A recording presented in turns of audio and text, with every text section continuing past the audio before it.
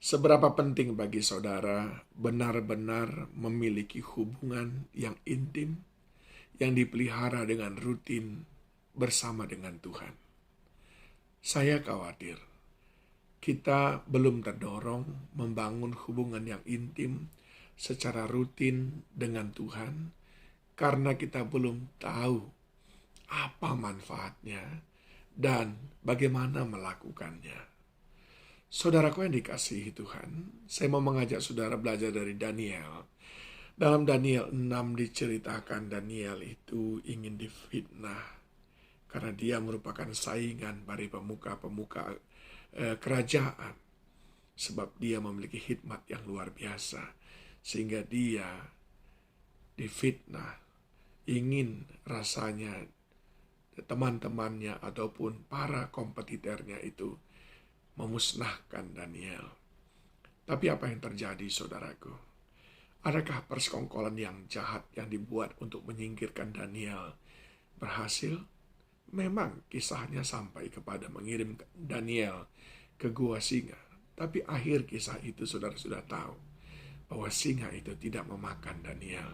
Dan Daniel keluar dengan tubuh yang sehat dan sempurna. Bahkan raja sangat bersuka cita mengetahui Daniel selamat. Namun apa latar belakangnya semuanya? Dalam Daniel pasal yang ke-6, ayat yang ke-10 dan 11. Demi didengar Daniel bahwa surat perintah itu telah dibuat, pergilah ia ke rumahnya. Dalam kamar atasnya ada tingkap-tingkap yang terbuka ke arah Yerusalem. 3 kali sehari ia berlutut, berdoa, serta memuji Allahnya, seperti yang biasa dilakukannya.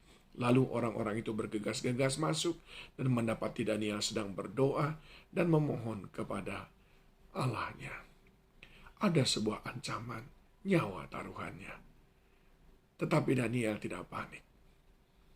Daniel tahu kemana dan kepada siapa dia harus mengadu.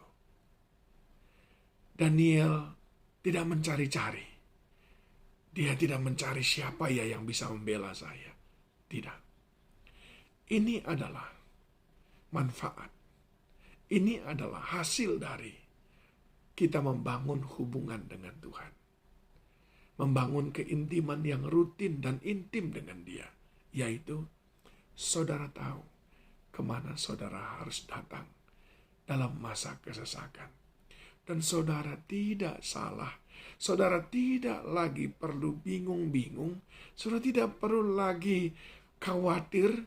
Enggak, saudara tahu kemana saudara harus menuju ketika badai topan menerpa. Yaitu Dia yang selama ini akrab dengan saudara. Yang selama ini bercakap-cakap dengan saudara.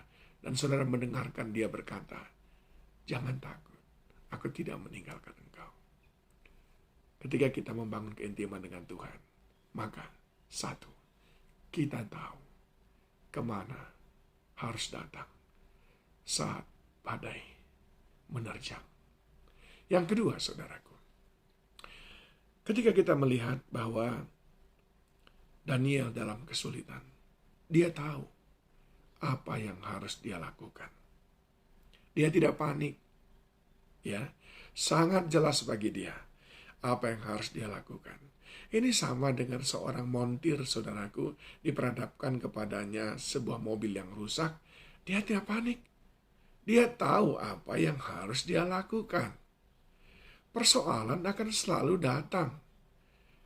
Bukan persoalan itu yang menjadi persoalan. Tetapi yang menjadi persoalan adalah saat kita tidak tahu berbuat apa dengan persoalan itu. Apa yang dilakukan oleh Daniel, saudaraku? Ayat yang ke-11 dikatakan, Daniel berdoa dan bermohon kepada Allahnya. Daniel berdoa dan bermohon kepada Allahnya.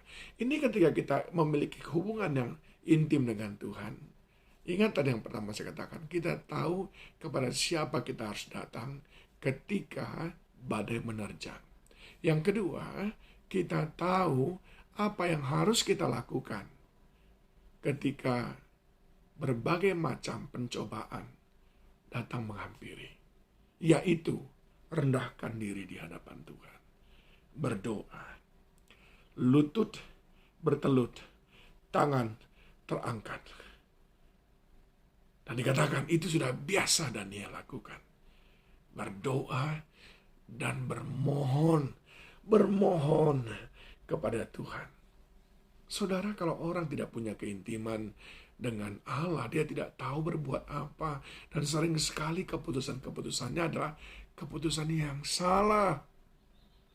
Tapi kalau kita intim dengan Tuhan, yang pertama, saat badai menerjang, kita tahu kepada siapa kita datang. Yang kedua, saat pencobaan-pencobaan datang, kita tahu apa yang harus kita lakukan. Dan yang ketiga, saudaraku, kalau engkau punya hubungan yang intim dengan Tuhan, engkau tidak akan dibiarkan sendirian. Tuhan akan membelamu. Dia akan mempermalukan musuh-musuhmu. Dia tahu, dia punya waktu kapan harus menolongmu. Memang Daniel harus masuk ke gua singa, tapi tidak dengan rasa takut, sebab dia tahu Allah besertanya.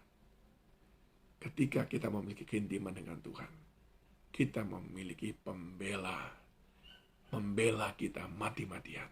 Saya ulangi, saat kita memiliki keintiman dengan Tuhan, kita memiliki pembela kita mati-matian, bahkan sampai mati di kayu salib.